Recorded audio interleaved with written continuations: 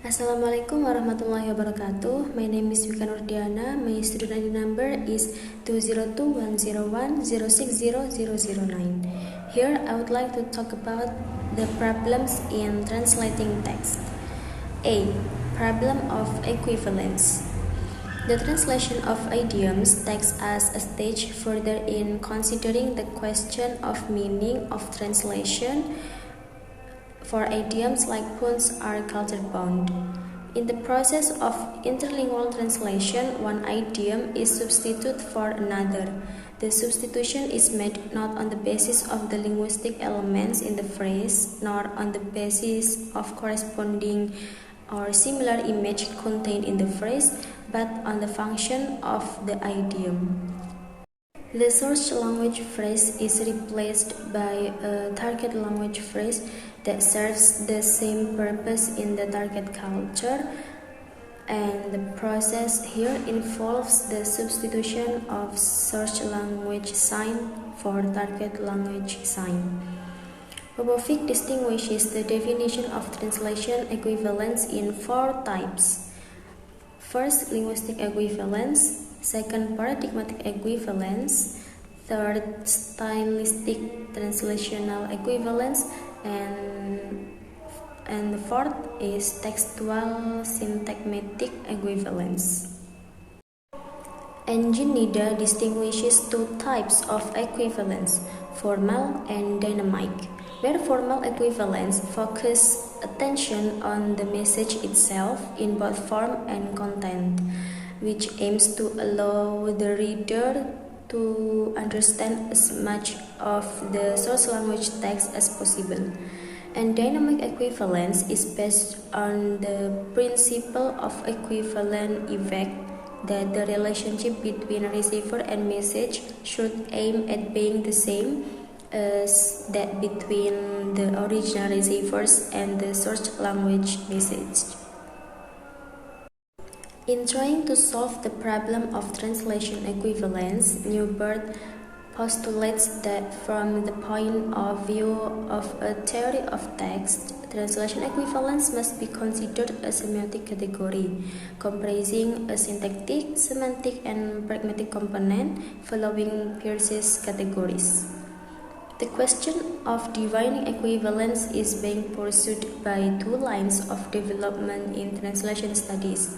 The first, rather predictably, lies an emphasis on the special problems of semantics, on the transfer of semantic content from source language to target language, with the second, which explores the question of equivalence of literary text. B. Common mistakes in translation. The most common mistakes in the translation process are: first, the translator leaves out some of the text that appeared in the source document. Second, the translator misinterprets the meaning of the text, and the final translation gives the wrong message. Third, the translator incorrectly identifies abbreviations or misinterprets specific terminology. Fourth, the translator or the client includes the text or examples that are culturally inappropriate for the intended audiences. And last, the translator is inconsistent in using or defining keywords or phrases throughout the document. C. Translation problems and solutions. Number 1 is titles. Literal translation of titles will often fail to grab the prospective audience for the book. Sometimes a complete change is required to make the book sellable in English-speaking countries, and difficult decisions may have to be made. So literal translations are often a dreadful mistake when it comes to titles, and editors and translators must be prepared to be creative. Number 2 is stylist language. Translating a book written in a particular style, even when written by contemporary authors, poses its own problems. Another stylistic problem can be presented by purposeful awkwardness in the original that simply does not work in the new language. But the important thing is that the translation should not call attention to itself in a way that will mar the reader's experience of the book. Number 3 is regional dialects. There's a fine line between making foreign authors accessible to English-speaking readers and making them sound like English writers.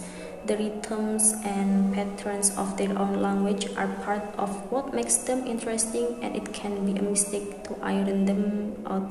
Number 4, strong language. Expletives that are integral to a book should always remain.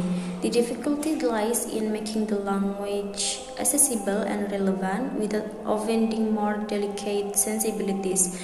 Curses and swear words present a particular problem for translators into contemporary English. Translator can simplify much of the foul language and try to compensate for this impoverishment by adding their own brief evocation. Number 5 is colloquialism. Martin Ricker says that the most important issues with slang is timelines. So for getting exactly the right translator for the job, translator looked for another translator who was sensitive to the cultural and colloquial differences in target language and found the ideal person who had lived in target language country many years. Number 6 is humor. Just as slang or colloquialism often fail to translate, so humor can present a problem for translators. Something hugely funny in another language can fall flat in English without lengthy explanations that certainly produce any humor in full. Number 7 is untranslatable words and culture-specific references. Some words simply don't translate. Roswatch usually prefers to leave this in the text and to provide the reader with a glossary which can serve the purpose of explaining more obscure geographical and cultural references without interrupting the flow of the text with lengthy descriptions and explanations. Number 8. Quotations from other sources.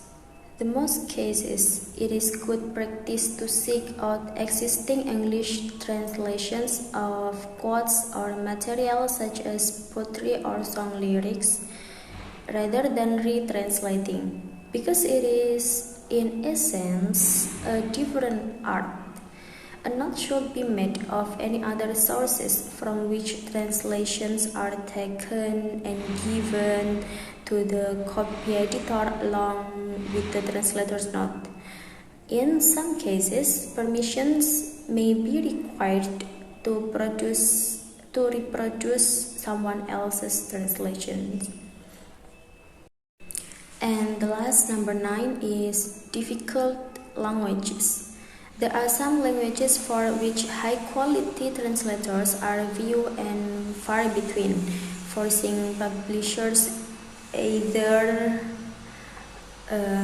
to abandon the idea of translating or to rely on the joint efforts of a prose stylist and a native speaker to get the balance right.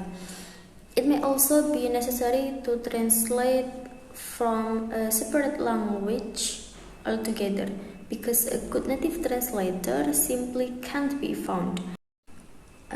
I think that's enough. That's all from me. Thank you, and wassalamualaikum warahmatullahi wabarakatuh.